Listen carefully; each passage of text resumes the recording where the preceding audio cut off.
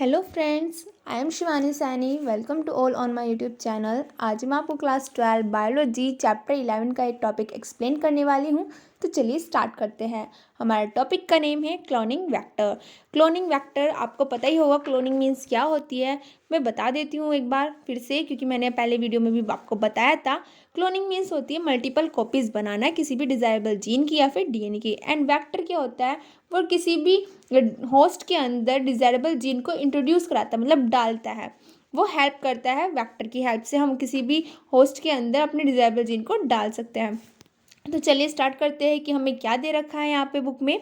कुछ ऐसे बैक्टीरियोफेजेज होते हैं या प्लाज्मिड होते हैं जिनके अंदर ऐसी एबिलिटी होती है जो हेल्प करते हैं अपने डिज़ायरेबल जीन को होस्ट के अंदर पहुँचाने में।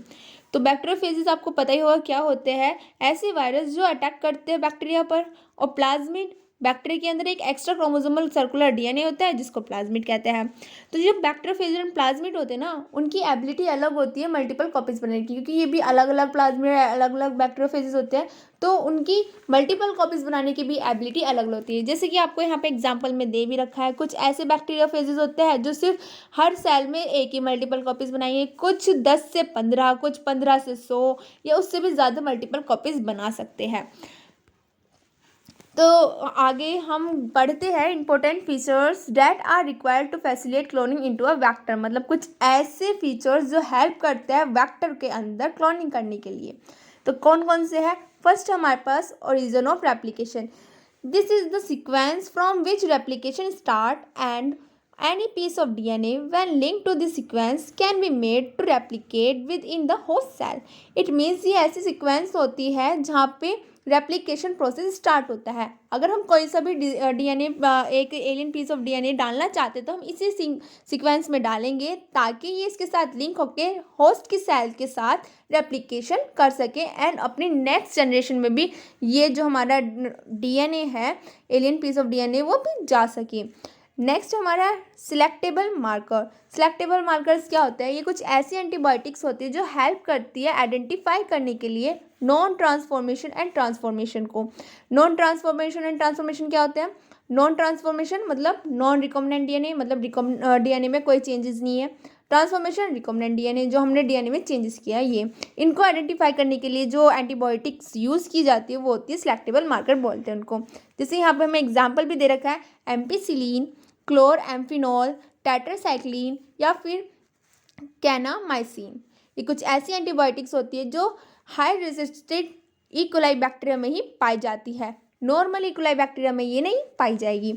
नेक्स्ट हमारा है cloning sites. Cloning sites, every plasmid have only one recognization site. Recognization site क्या होती है? एक ऐसी सीक्वेंस जहाँ पर रिस्ट्रिक्शन एंजाइम कट लगाता है। तो ये एक ही होनी चाहिए, क्योंकि अगर हमने कोई वेक्टर के अंदर हमने क्या डाला है, रिस्ट्रिक्शन एंजाइम डाला है, और हमारे पास रिकॉग्नाइजेशन साइट अलग अलग होगी तो वो बहुत जगह जगह से कट करेगा और जो हमारा प्रोसेस कॉम्प्लेक्स बना देगा।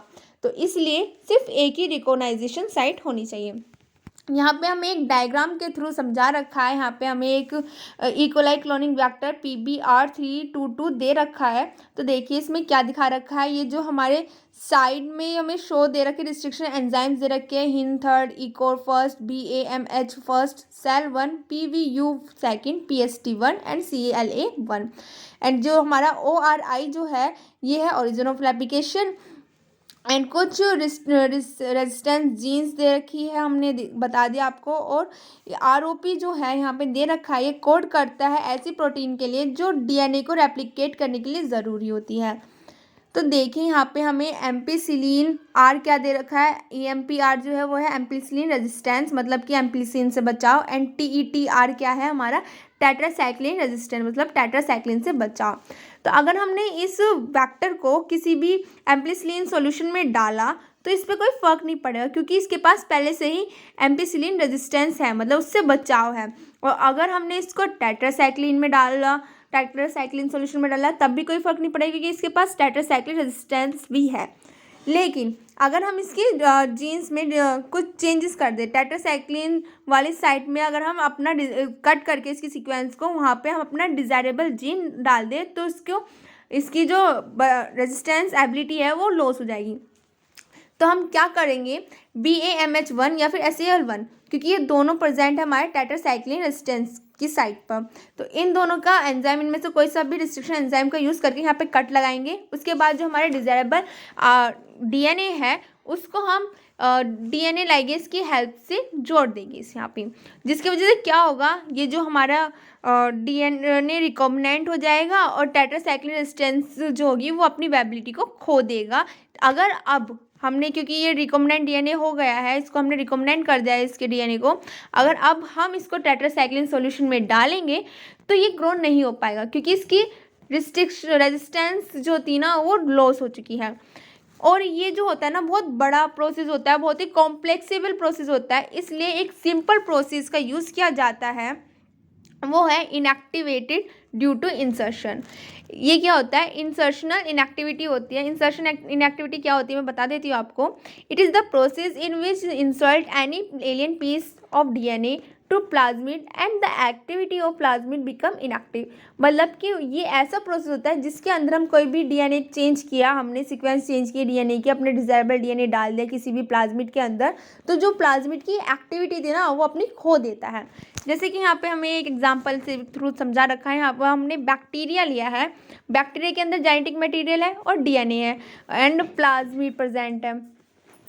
प्लाज्मिड प्रेजेंट है, जब भी प्लाज्मिड को हम क्या करेंगे, क्लोरोमेजेनिक सब्सटेंस में डालेंगे। क्रोमोजेनिक सब्सटेंस क्या होते हैं, कलर प्रोड्यूसिंग करने वाले सब्सटेंस। क्योंकि इस प्लाज्मिड के पास बीटा ग्लाइकोसिडेज एंजाइम प्रेजेंट है तो इस वजह से क्रोमोजेनिक सब्सटेंस के कांटेक्ट में आके ब्लू कलर देगा।